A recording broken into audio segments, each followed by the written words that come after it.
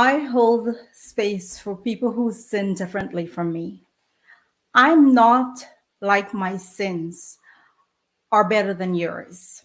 My sins are more acceptable than your sins. It's ridiculous how we favor our own sins while we all dance with different demons. We are afraid of another demon when we ourselves have our own. So I hold space in me for those who sin differently from me, because it is those imperfections in their own stories which have painted them the colors that are their own. The same way I have been painted in my colors, they have been painted in theirs. See Joy Bell. This is Get Real with Shameeza, and I'm your hostess, Shameeza Ali. It is truly a pleasure to be here with you this evening. Salam, namaste, and good evening to everyone joining us on Facebook, YouTube, Island Zone Radio, and on NTN Channel 69 in Georgetown, Guyana. Tonight, we will speak to a woman who has shown courage, strength, and vulnerabilities. She's undoubtedly one of the most controversial guests that we have interviewed here on Get Real with Shameeza. But first, who's ready for a giveaway? Our giveaway is compliments of Bidesi Caribbean Food Specialist. And here's your question for a chance to win our special spice box. Last week on Get Real with Shameeza, actually 2 weeks ago on Get Real with Shameeza, we spoke to Minister Indar. What was the song that he said describes his life? Again, the question is, last 2 weeks ago, we spoke to Minister Indar. What was the song that he said describes his life? While you get the answer to that, here is a message from our sponsors. Hibiscus has been a flagship restaurant in our community for a very long time. Come dine with us and enjoy our excellent food, drinks and service at any one of our many locations. We are located on 12418 101 Avenue and 22113 Jamaica Avenue.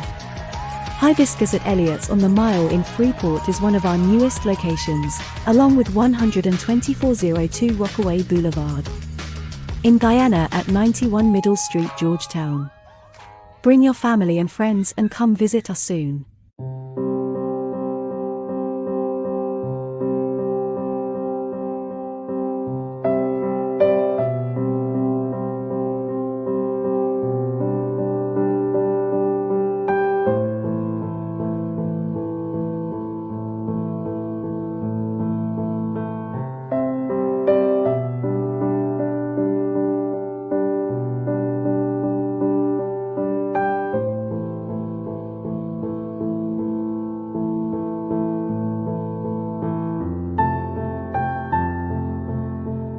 If there's one place that makes hair removal a pleasant experience, it's the Sugar Bar NYC. Specializing in the art of body sugaring, utilizing a sugar gel for the most gentle, organic hair removal. Our method of hair removal is all natural. The paste is just sugar, lemon, and water. We also have specialized in acne, scarring and hyperpigmentation treatments. We provide sugaring services, waxing services, and laser hair removal services. We also provide body contouring services, Botox and fillers. Enos Driving School offers training for CDL licenses, including tractor-trailers, trucks, and school buses. Just think, with a CDL license, you can have access to thousands of driving jobs at large companies such as FedEx, UPS, MTA, or New York Sanitation. Enos Driving School also offers defensive driving courses and training classes for cars and motorcycles, all taught by their college-trained instructors who can even schedule your road test appointments. Inquire about other driving and training packages as well. You might even be qualified for their free CDL training, as they are a certified institution with the New York State Workforce One program. Call Enos Driving School today. They've been serving our community for over 10 years.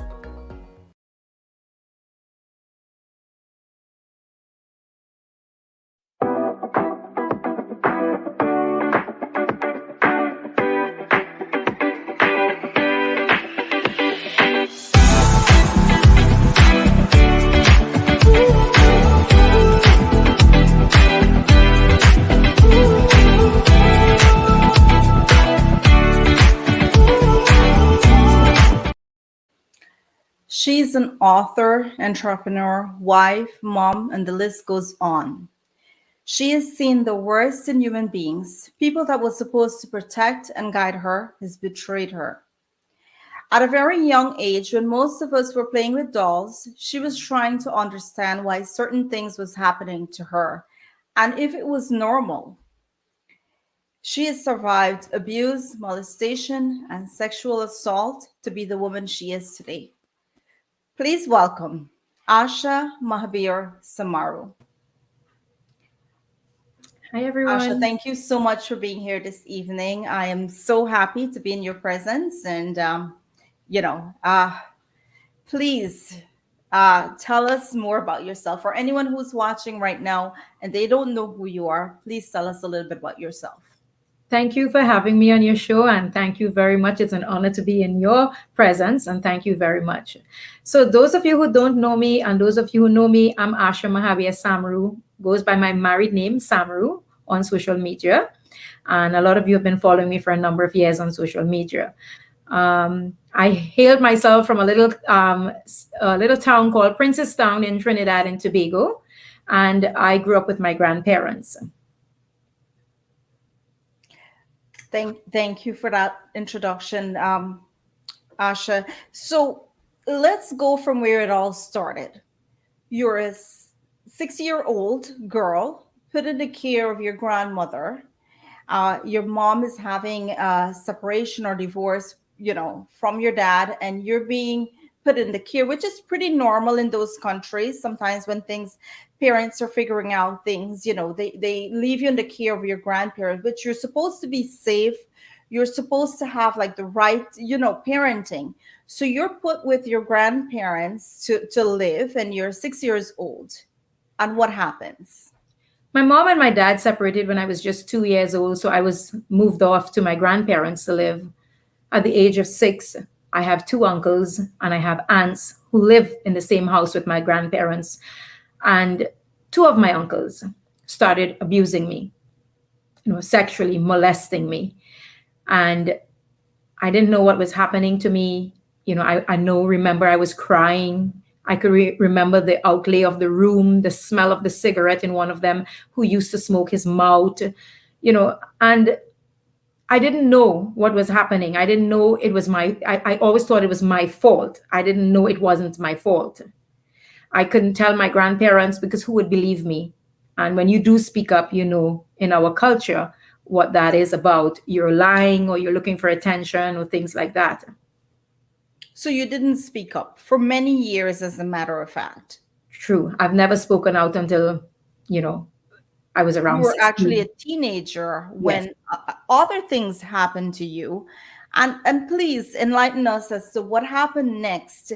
But first, let's talk a little bit about this. You're trying to figure out, as a little girl, what's really going on with you, right? You're like, is this normal? Because not one but two uncles are here and they're both doing the same things to you, and Yes. you're trying to figure out. I mean, if anyone has a 6 year old out there right now, or your kids were younger, what a 6 year old is like. They're innocent.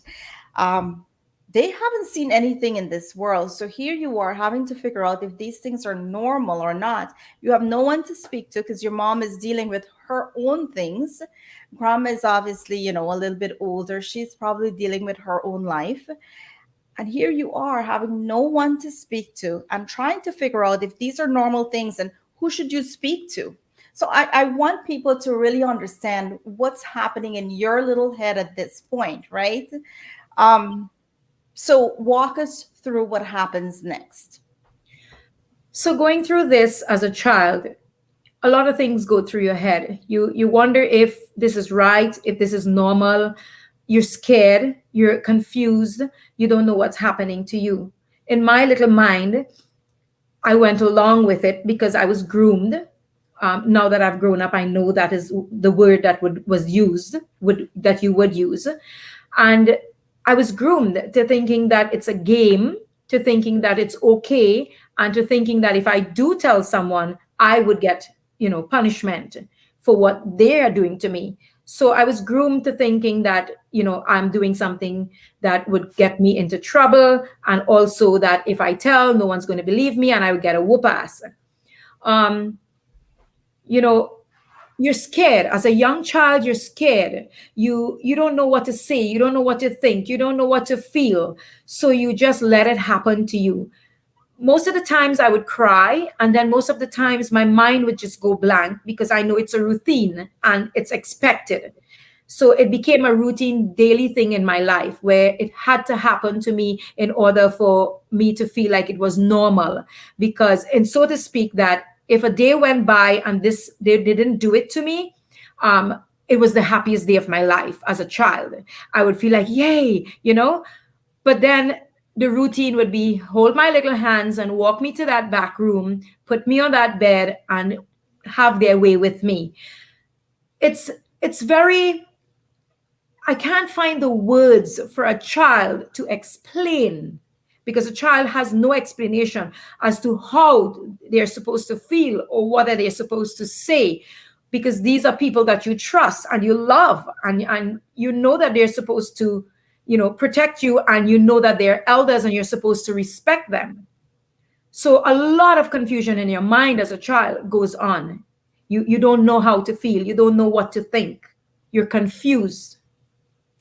Now, move forward. This has been happening to you. You didn't know who to speak to, and then fast forward, you're now a teenager, right? And I you're in the presence of your mom. Yes. Did you tell her what happened to you or what has been happening to you for all these years? So when I was around 9 or 10, my mom came and took me back from my grandparents to live with her. She has now gotten married to my stepfather, who is just present right now. And I still didn't tell my mom. I still didn't tell her until I was 16. And the reason I told my mom is that my stepfather tried touching me. So it was like me leaving from one spot to another where the same thing is going to happen again. And I felt like this is a normal thing. So I was attending Princestown Senior Secondary School, and I told my form teacher, I told her what happened to me as a child, and I told her what's happening to me now with my stepfather. And I begged her not to tell my mom because, again, I was always told that if I speak, I would get licks. And she told my mother when my mother came to a parents' meeting. My mother sat down and she listened out of concern, so I thought. But when I got home, I got a beating. The beating was I'm lying on her husband, I'm lying on her brothers, I'm making up stories. I want to take the bread from her mouth. These are the things my mother said to me when my teacher told her when I got home. It was the last day I saw school, Shameeza. My mother never sent me back to school after that day. And you're 16 years old? Yes. Not only that, but you were given a beating on the streets. Yes. Right. So what happens after that? Well, my mother didn't believe me. I went on there like normal. I don't know if she had a conversation with my stepfather or not. And then I was around 17 and a half, going on into 18. I was sleeping and my stepfather tried to touch me again. And my mother walked in on him and caught him. And both her and him had an argument. They were fighting, they were cussing at each other and things like that. And she, started cussing at him. And I said to her, Mom, please don't do that because he's going to, get on with you. He started beating on her and told her that, I'm not touching your daughter. She said, you want my 16-year-old daughter. It's then she believed me because she caught him with her own two eyes. Right. They separated for a few months and then she took him back. That's when I ran. Yes. And I ran away. I ran away from home and went back to my grandparents because I had nowhere else to go. So now I'm older. One of my uncles moved away. The other one was still living there. All my aunts were married off and gone. So it was just my grandmother, one of my uncles who used to interfere with me, and my grandmother and myself. And I moved back with my grandmother. So moving back there was I wasn't scared because I knew I'm older now. And the uncle that interfered with me while he was living there still, he never touched me or interfered with me after that. Apart from being a child, when I grew up and I went back there to live, he never interfered with me or touched me or disrespected me because I'm older now. I'm 17, going into 18. So the relationship was close because I remember what they did, but I felt like I needed that validation. I never confronted him, never did. I just kept my mouth shut. My mother knew, my teacher knew, few of my personal friends knew, but that was about it. Now, what is your relationship like with your mom right now? My mom and I speak off and on. We don't discuss this because it would end up in an argument. Do you resent her for the choices she made? At first, I did. I did resent my mom a lot. I have grown a lot and tried to understand. It's not right for a parent, especially, to, you know, disown or to deny a child of their trauma, the childhood trauma. But maybe she really didn't know. Maybe, she lived in denial. Those are questions I still, say in my head and my mind. But I used to resent her. Now I don't. I've forgiven her, and I've come to terms with trying to understand why she didn't believe and why she chose not to believe. Now, before we move any further, I have to ask you these questions because there's a lot of people out there wondering. Have you sought any type of counseling or therapy? And how has that helped you? If you have, how has it helped you to cope with your future? I never sought therapy in Trinidad and Tobago. When I moved to the United States 9 years ago, then I started seeking therapy. I was trying to understand why I feel the way I feel. I was trying to understand my mother. I was looking for that validation. I was looking for that sorry. I was looking for that, I'm sorry it happened to you. I'm sorry you went through that. And I needed to understand and I needed to accept that this had happened to me. It was not my fault in no way whatsoever. So I started seeking counseling here in the United States. It has helped me to understand a lot. It has helped me to understand the position my mother was in and is in. It has helped me understand that I was just a child. I did nothing wrong. And it has helped me to cope and deal with myself as an adult in those hurtful memories that haunt my life all these years. Do you feel the trauma of your childhood will ever allow you to live a normal life? I have many traumas in my life, and from one trauma to the next had made me a stronger person. And I dealt with it by living in denial all my years. And it's sad that I have to deal with these traumas now in my older years because I lived in denial all these years.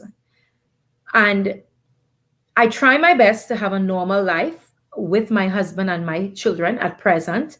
I don't let my past life of my traumas affect my children or my home at the present because I don't want my children to feel the way I felt as a child. So I try very much to uphold myself, as most of us know that behind every beautiful smile, there is a lifetime of pain. So I try my very best to give myself a positive outlook so that my children can feel the positivity in me. Wow, beautifully said. And with that, guys, we will take a few messages from our sponsors. We'll be right back. Hibiscus has been a flagship restaurant in our community for a very long time. Come dine with us and enjoy our excellent food, drinks and service at any one of our many locations. We are located on 124 101 Avenue and 221 Jamaica Avenue. Hibiscus at Elliott's on the Mile in Freeport is one of our newest locations, along with 12402 Rockaway Boulevard. In Guyana at 91 Middle Street, Georgetown. Bring your family and friends and come visit us soon.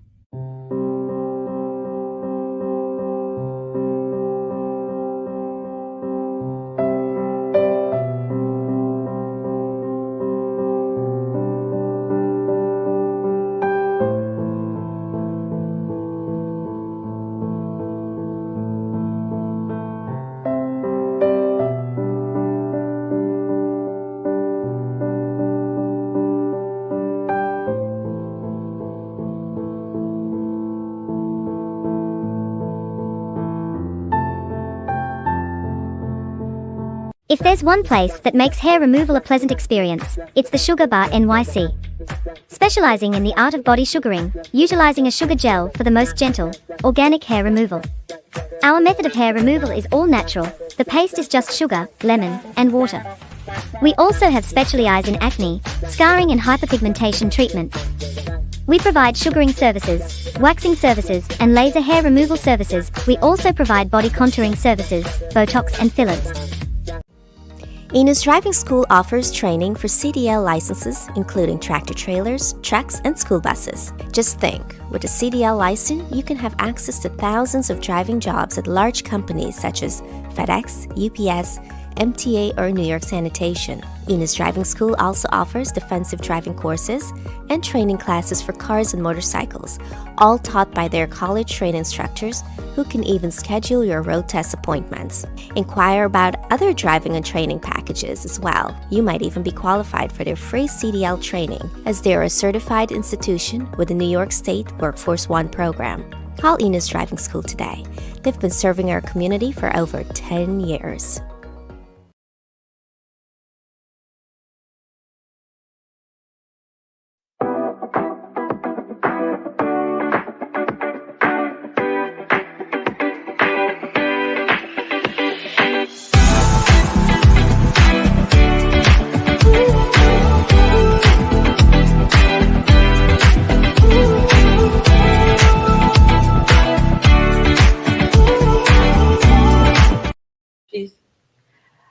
Welcome back to our live, guys. And we are here with Asha Mahabir Samaroo, and she is going through the journey of her life.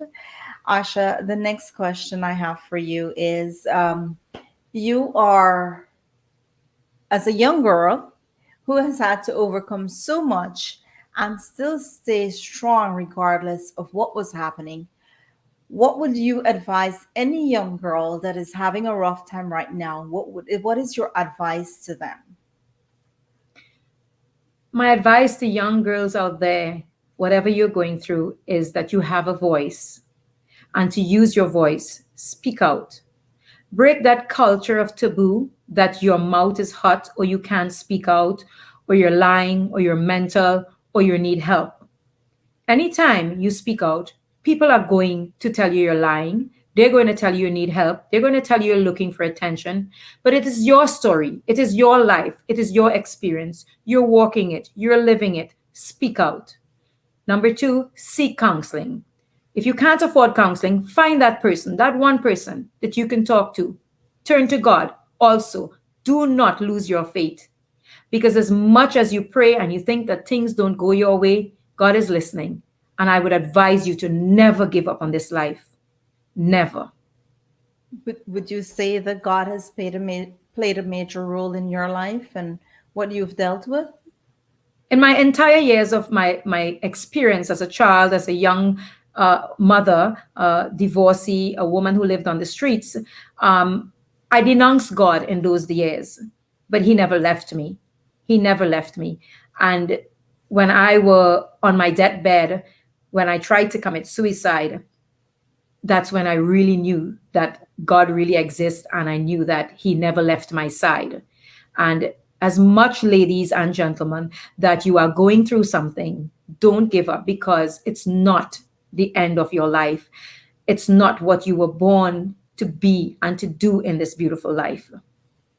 Now, going back to your uncles, and I hate to do this, but there are many comments that we see that's in regards to your uncles, right?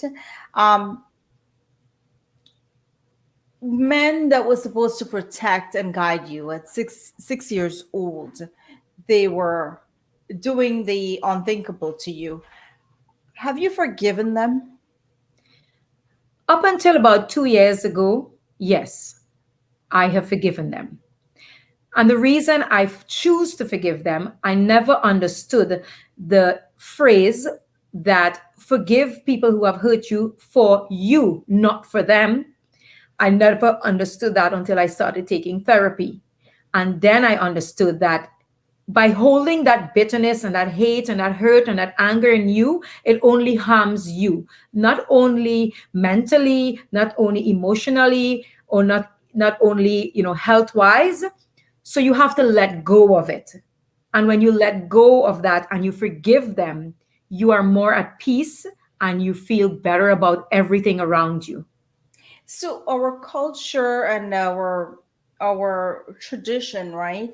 They feel like if someone has hurt you, someone has done you wrong, you have to be bitter about it, and you're supposed to naturally, resent that person for the rest of your life. You're supposed to hate them. And I think that's what the expectation is based on the comments that I'm seeing right now, because I've done a little bit of research on you, but what you've been through, what has happened to you, I can't feel that. I can only go back to what I can see, and the stories that you've told and stories that has been against you. And I've gotten several messages and phone calls about you being on the show today. And I get it, right? There's when you have a story like yours, there's going to be people who are against it. There are going to be people who support you. It's not about any of those things. Your story is your story, right? But when we go back and when we look at our tradition and who we are as a people, it's normal for us to feel hatred and to feel that we're supposed to hate this person for the rest of our lives. And to hear you say that, going through counseling and therapy, you've learned to forgive. And you don't forgive because of them, you forgive because of you. You want that peace of mind. You want that clarity. You want to be able to live your life and have peace in it. And the only way you can do it is that you have to forgive, you have to move on, and it's about you, right? That's Yes, what you're basically saying. yes. I cannot go on the rest of my life being bitter and angry. And what does it do for me? It does nothing. It changes nothing. It changes nothing that happened to me. It doesn't change. I have no control over what happened to me. But what I have control over is how I feel, how I react, and what I allow to disturb my peace. That's Right. what I have control over. Now, due to your personal experiences, you founded an organization, Three Angels Helping Hand. Yeah. Tell us about it. The Three Angel Helping Hands came after the Asha Samaroo Foundation, which I formed in Trinidad and Tobago. And after coming out publicly in July of 2017, I decided to form an organization called the Asha Samaroo Foundation in Trinidad and Tobago. But I was living here in the US. I saw the need to help women and young girls in my country, even young boys. But after coming under attack on social media a lot from people I don't even know and stuff like that, I closed that foundation. And then I had a whole new outlook on my life. I live in America. America's given me my strength, my safety, and my voice. And why not give back to where I'm living at? So I created the Three Angel Helping Hands to help domestic violence victims and families in need across America. And when I can help internationally, I do so through my organization. I did And this because I know what it is like to be without food. I know what it is like to be a domestic violence victim. I know what it is like to be without shelter. And I wanted to give back to humanity because America gave to me. um, do you think that you have, and I know this question is a difficult one. And we've all been through stuff in our lives, right? Traumas and things. Do you think you've moved on truly from where you were when you were 16 years old? I am very proud of me. Moving on from where I were to where I'm now doesn't mean that if I come across a smell of a cigarette or driving down, I get go back. I will always go back there. That is something that will never leave you. But I am very proud of me from where I were to where I'm now. I'm now learning to understand. I'm now learning to cope and deal with all those things because I never had the resources to deal with those type of things. All my life, I've been told I'm lying. I'm 50 years old and I'm still being told I'm lying by people who are irrelevant.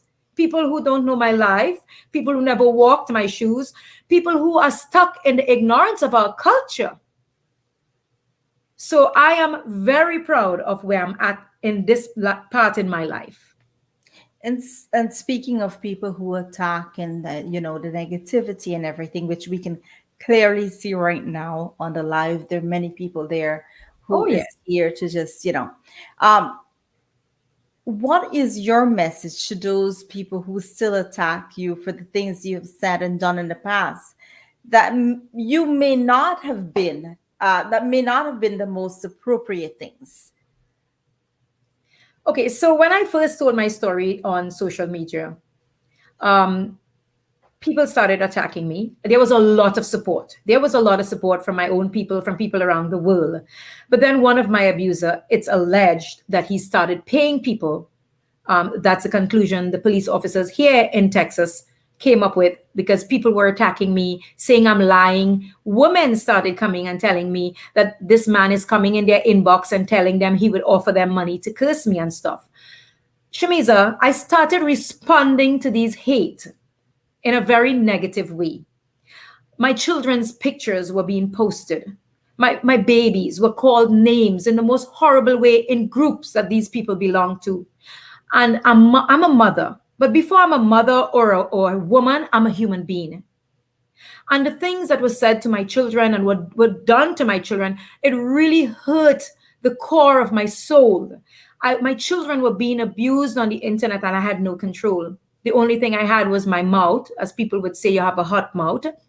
And I responded in a lot of negative ways to the negativity that were coming my way. I was new on social media. I make no excuse or apology, but I responded in the manner in which I knew how to at the point in time. And we have to remember, right? We all deal with trauma and these types of things in different ways. So I do want to remind the people we're all human beings, and some of us have grown and we have chosen a different path. We were more calm, we're more, but there were times, if you remember in your 20s and 30s, where you were, little things will trigger you and you will respond without even thinking.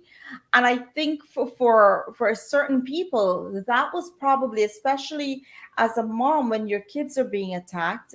I don't know many people or many women who, when their kids are being attacked, or their family, as a matter of fact, they will stay very calm. And in this case, you felt the need to defend your family, and you did it in a way you thought you knew best. Is that correct? Yes. Shamiza, it wasn't only my children. These people were playing with dolls and making a mockery of my child abuse. There were thousands of them, like you would see right now in your comment section. And the same said people who are commenting is the same said people who belong to the groups that post my children pictures. The same said people who were laughing, play with the doll, play with the doll. And this was a joke for them. And I don't know any one of these people, any one of these persons. And that is what is baffling, that you would come attack me. But if you notice their comments, it's a pattern, it's a trend, and they're all affiliated with the same one man who have abused me all my life as a child. And who is that man? My mother brother who abused me as a child. There's two brothers, one passed away and the other one is still alive. There are also rumors, right? And there are also videos, right? When you have gone live and there were people and there were things that was said about a specific race, and you're considered to be, and you've been called a racist. Would you agree with those comments? That's the card most of them who were attacking me. And majority of them who were attacking me were my own black people in my country. Now, in America, Shameeza, we are considered people of color also. But in Trinidad and Tobago and the Caribbean islands, you're considered African and Indian, right? Yes. But it was only African people that were attacking me in my country. And they were only Africans who were making live videos and cursing me and attacking me and making a mockery. And I did use the N word by telling them they have old N behavior. Most of those people have apologized to me who made live videos and moved on. And I have accepted their apology. And I also apologize to them for the context of words I use, the words I use out of context. And they understood quite totally perfect. They were calling me names. And I'm not here to point fingers. I'm not here to play victim. The same method they pointed out or they put out at me, I dish it back to them. They were calling me names associated with Indian people to be racist, and I give it back to them. If you ask me now if I am sorry or if I would change anything about the way I reacted to those people, I'm not sorry for anything I said to them. But I will react differently because I will not allow them to have me as their puppet on a string, pulling me when they could make me react or answer. So I don't allow people to pull my strings anymore. I have grown, I've learned a lot being on the internet for the last 8 years. I have learned how to respond to negativity, if to respond, when to respond at all. It's very hard to be positive on the internet today, especially when you want to share something to your life to bring awareness. Because as you can see from the comment sections, I'm lying. Again, I'm always lying to everyone. These people don't know me. They never grew up with me. They never walked in my shoes. I don't know none of these people, even when I was living in Trinidad. They only knew of me 8 years ago on the internet. Well So, said. yeah. So, I would For definitely. anyone who is interested in purchasing your book and getting to know more about you in your own words, how can they get a copy of your book? So anyone's interested, you can get my book on Barnes and Noble, on Amazon, and you can also get it on the threeangels.us. It's available there, ladies and gentlemen. And I would also like to have a few giveaways. Shameeza would, I don't know how you would do that on my book. So I would love to have a few We can giveaways. arrange it. Right. So, We can ladies arrange it. and gentlemen, you can get it on Amazon, Barnes and Noble, and you can also get it on the threeangels.us. Every book that is sold, every proceeding goes to charity from this book. This book wasn't about making money. This book was about telling my story, my truth, and every woman out there, because my story is your story in some way or the other. So this was to bring awareness to women out there. And your foundation, who, if someone's watching right now and they are going through something, how can they contact you? And how can they, what are you looking for? Is there specific things that you look for? Or how can they contact you and really get help from you through your So organization? through my organization, we can be contacted via our website, which is the threeangels.us, or you can contact me via the email Samaroo Asha at threeangels.us, or my phone number, which is 832-360-7003. We are verified by Google. We are legally registered in the great state of Texas. And what we do is we try to get housing for the families. If you have a misplaced family or domestic violence victim, I speak with all the shelters around. I also try to monitor if we can help. We do so. We try to help buy groceries for families, but I do that within the US. Sometimes I help outside of the US, Trinidad, Guyana, and stuff like that. So anyone who's going through something, you can also reach out to us through those methods, those means. We also accept donations through our organization. whether it be slightly used clothing, food, you buy it via Amazon, you ship it to us and stuff like that. If you would like to do monetary donations, we have a donation button on our website. You can do that also. Now, Asha, you have shared your journey on social media for many years, and there are many ups and downs. Do you have any regrets of this journey? At first, when the attacks came, yes. I wished I didn't say anything. I would wish people would leave my children and I alone. And then as I grow about myself for the last few years, I have no regrets. None. Because I'll tell you why. There are a woman out there right now. Oh, there are women. And there are young children. And there are girls and there are young boys out there who no one is believing, who is going through something I went through, or even worse. They have no avenue. They have no resources. They have no one to turn to, no one to listen. And they're just looking for that one person to know, to understand, and to feel their pain and hear their voice. And I will not change any attacks, anything on me, the way I said what I said. I came forward because of the fact that I know that my truth out there is helping many, many women, young men, and girls out there. And I would never regret coming on social media and sharing my life story. Never. So you have no regrets. None whatsoever. And again, this is all your views, your opinions, and you have a right to your opinions and how you feel. For anyone who has any questions, we will not take any negativity at this time, guys. I ask you for the most respect for our guests. I feel that I've been respectful to everyone, and my guests deserve the most respect. And you have your opinions, but if there's any questions for Asha, we will take questions for the next few minutes until 9 p.m. and then we will close our show out. But Asha, I'm very proud of you to be able to come here tonight, despite all the negativity and everything that's been happening. I know we had a conversation earlier, and I said, prepare yourself.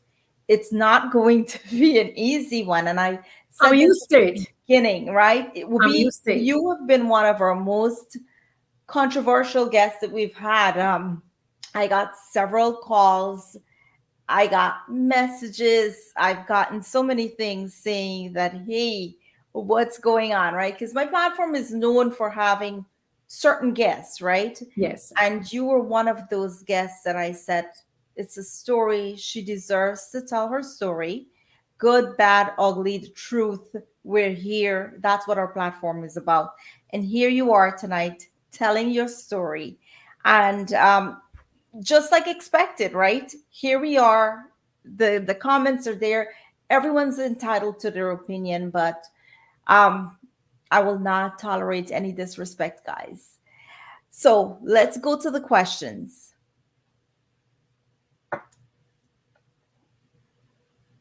She got a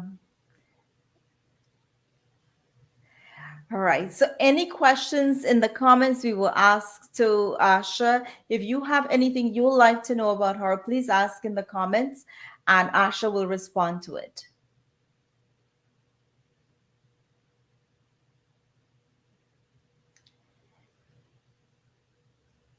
So, Asha, is there anything that you would like to share with us tonight that I didn't ask you here tonight? Well, in a nutshell, everybody knows most of it in my book. Yes.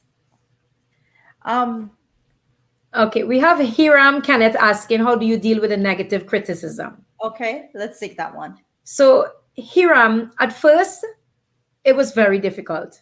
I would react in the exact manner people wanted me to react. I would curse. I would behave in the manner they're behaving, and I almost became one of them. And over the years, I've grown and learned to be on the internet, to compose myself and know when to react. So, with getting counseling, learning how to deal with all this hate and negativity doesn't affect me anymore. So dealing with that is not my issue or my problem. So I don't have to deal with it. In other words, they are entitled to their opinion and their views. I'm entitled to my opinion and my views. If I go to deal with every negative comment out here, I wouldn't have a life. I wouldn't have peace of mind. I will always finding myself to be explaining. And you cannot please everyone. And people are going to believe whatever they want to believe. So you have to be true to yourself and you have to live for you. Well said. Do you see any other comments there that you would like to respond to? What inspired you to start your small business? Okay, so when I'm doing my blogs on social media, the hurricane victims in Louisiana, I came on my blog one day and I asked the women who follow me around the world if they can contribute non-perishable items to the victims in Louisiana. We raised thousands of dollars in food items. Women from around the world, it didn't matter their color, class, creed, or race, or where they lived, they sent non-perishable items. And I donated those items to the fire station in Louisiana for the hurricane victims. And then I found myself asking on the internet, begging women to help women. And I thought to myself, people can't always do that. People can't always help. And begging on the internet is not a way. I had the audience from the hate. I built my platform from the hate, where people would attack me and people would come to see, who is this woman, Asha Samaroo? Who is she answering? Why is she cursing? Why is she behaving like that? And I decided to form a small business where then I can take part of my proceedings from my small business and put it into my organization where I now can help people in need. So you get a product, I got a part of it to put into my foundation to help. So I founded, and funded my own organization to help and to give back to humanity. Um, Natalie Smith says you said the N word, and we know you're not sorry. Take Pong in your turn and hush. Okay, so Natalie, me saying the N word is just like you saying the coolie word. And sweetheart, um, I don't, even if I go down in my knees and said, forgive me, you are going to run with what you want to believe and what pleases you. Because that's the only card you have to win an argument, sweetheart. In case you don't know, sweetie, that was used out of context based on the people that were attacking me and my children and being racist to me. It was not a nice way for me to respond back, but it was the only thing I had at the point in time to hurt the people back who was hurting me.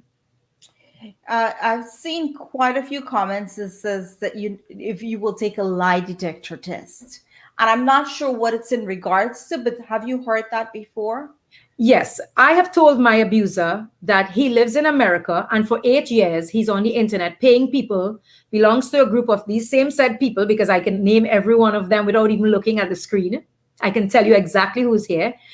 And I had told him, if I'm lying on him, why don't he sue me or take a lie detector test?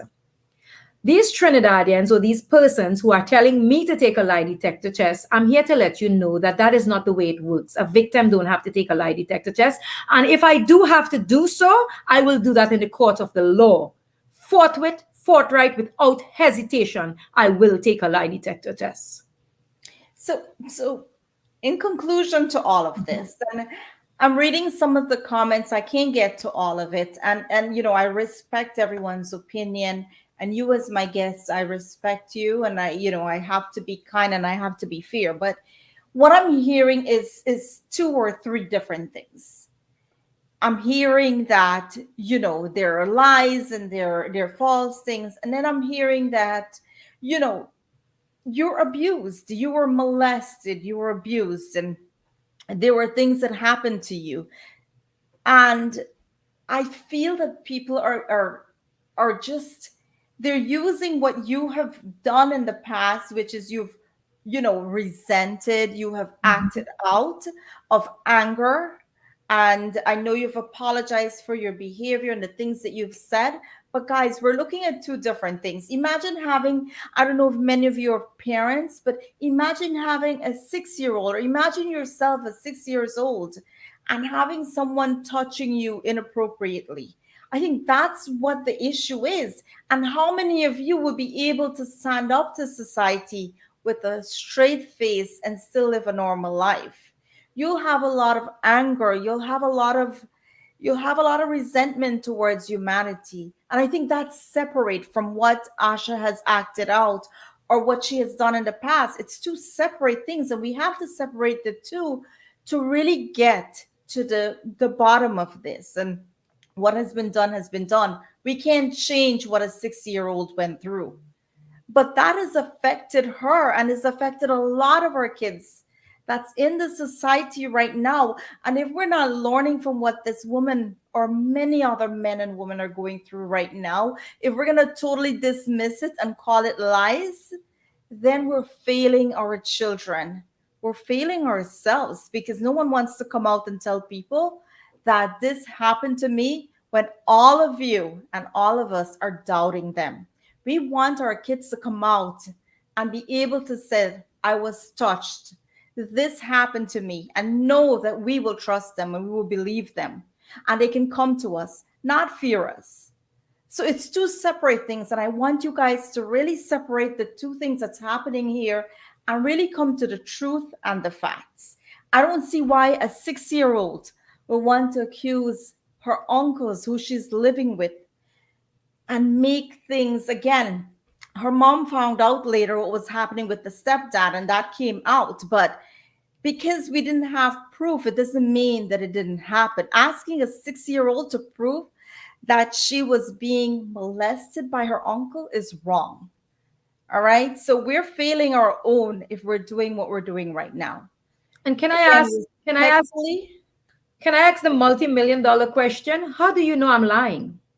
exactly. And how do we know they're telling the truth? All right. With that said, guys, tonight has been a night filled with, you know, things that I don't know what's the truth, what's a lie, but what I know is that when a story is being told, my guests get the most respect. I listen and I take in whatever I'm hearing. And I expect that from you as well. So, with that said, the only way a society of diverse people can survive without tearing itself apart over differences in nature is by accepting that all people are different, and that is no single one of us is more or less deserving of a decent treatment, compassion, legal and ethical equality, justice, life, or love than any other. Until next time, be kind, be selfless, and be the best version of you. Good night, everyone.